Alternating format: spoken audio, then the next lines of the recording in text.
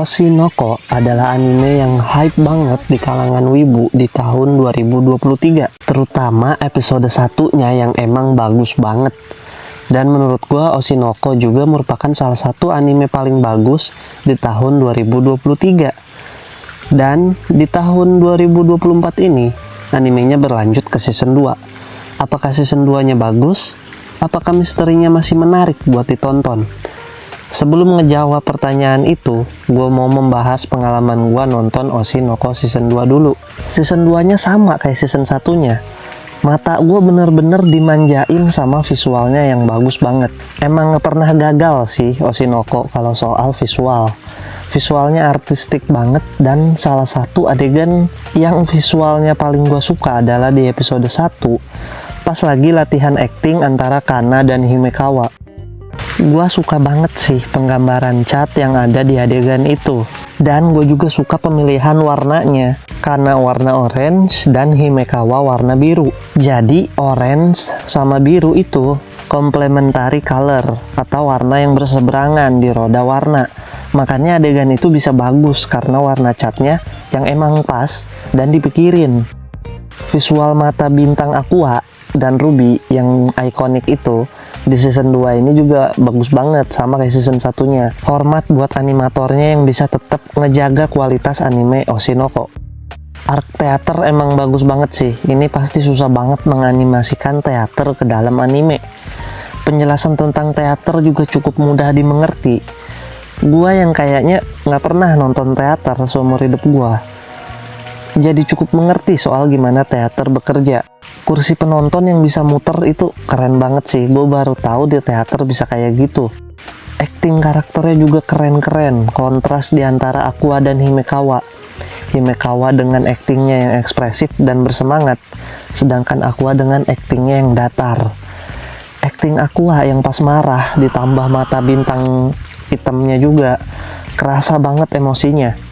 Tapi yang paling gue suka adalah penggambaran actingnya Kana, yang dia menerangi acting orang lain pakai lighting tuh, agar actingnya bisa sejalan dengan orang lain. Tapi kali ini aku yang menerangi acting Kana pakai lighting, agar Kana bisa berakting dengan bebas. Itu keren banget sih. Penggambaran pakai lighting itu gue suka banget sih. Abis itu Kana actingnya langsung menggila sih setelah itu. Bagus banget adegan itu, ditambah visualnya yang indah juga.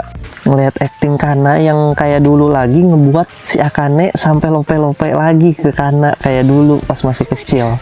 Akane kan suka banget sama acting Kana yang pas masih kecil. Emang rumit sih perasaan Akane ke Kana.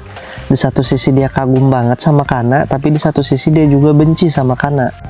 Seperti biasa di Oshinoko selalu ada pemilihan antara lu suka Kana atau Akane. Kalau gua sih lebih suka Mama Miyako ya, udah jelas. Kalau lu subscriber gua dan sering nonton video-video gua, lu pasti tahu kalau gua pasti bakalan milih Mama Miyako. Tapi kalau disuruh milih ya, gua milih dua-duanya sih. Susah banget asli milih di antara Kana atau Akane. Dua-duanya punya daya tarik masing-masing yang unik. Kana yang tsundere dan imut, Akane yang peduli dan perhatian banget. Ditambah kalau lagi cemberut imut banget itu si Akane.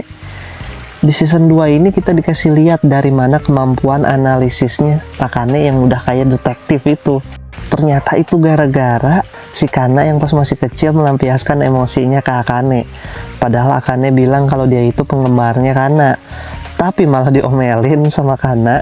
Itu ngebuat Akane sedih, tapi dia nggak berhenti di situ.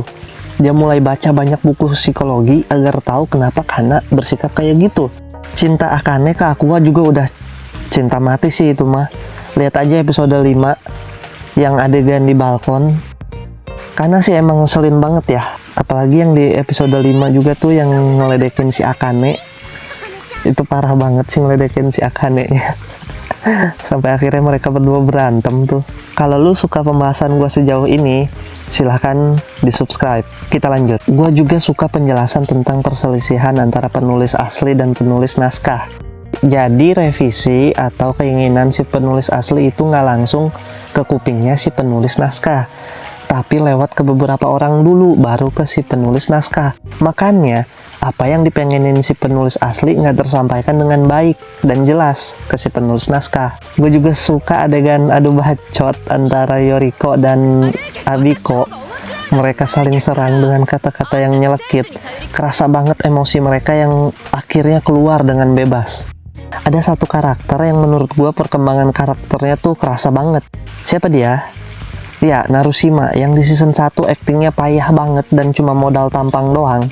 Tapi di season 2 ini dia berusaha keras agar aktingnya bagus. Dan itu berhasil dan ngebuat banyak orang kaget. Termasuk si Yoriko yang dulu itu kesel banget sama si Narushima karena aktingnya di season 1 dulu. Kita lihat di season 2 ini si Yoriko selalu bersikap dingin ke si Narushima. Tapi setelah ngeliat Narushima berhasil memerankan perannya dengan baik, si Yoriko sampai nangis terharu. Si Narushima sampai dikasih kayak adegan tersendiri gitu, dengan visual yang cakep juga. Seneng sih lihat perkembangan karakter yang bagus kayak gini. Plot twist di episode 9 juga ngebuat gua kaget. Kayak tiba-tiba aja gitu si Aqua ngasih hasil tes DNA ke si Himekawa dan ternyata mereka satu bapak. Dan si Himekawa bilang kalau bapaknya udah nggak ada di dunia. Tapi di episode 11 kita dikasih lihat kayak gimana bentukan bapaknya Aqua dan Ruby yang sebenarnya, yang asli. Tapi Aqua nggak sadar kalau ada yang janggal. Yang sadar malah Akane, Sasuga detektif cantik ini.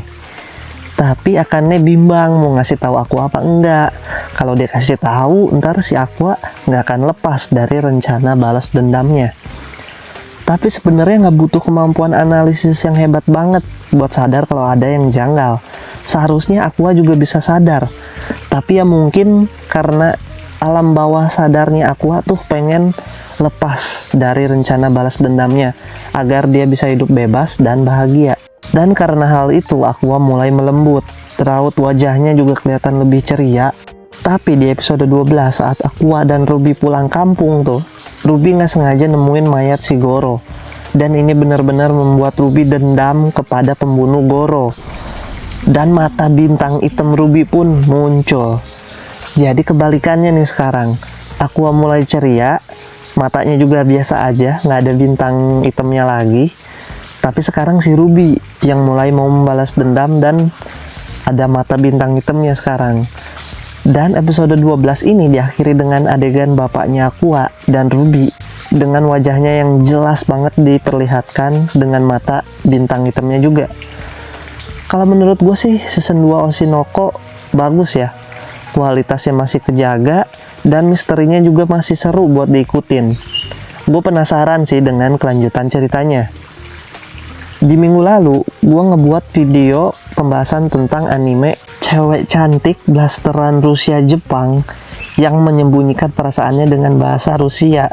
Kalau lo tertarik, silahkan klik di sini dan tonton sekarang. Ketemu lagi minggu depan.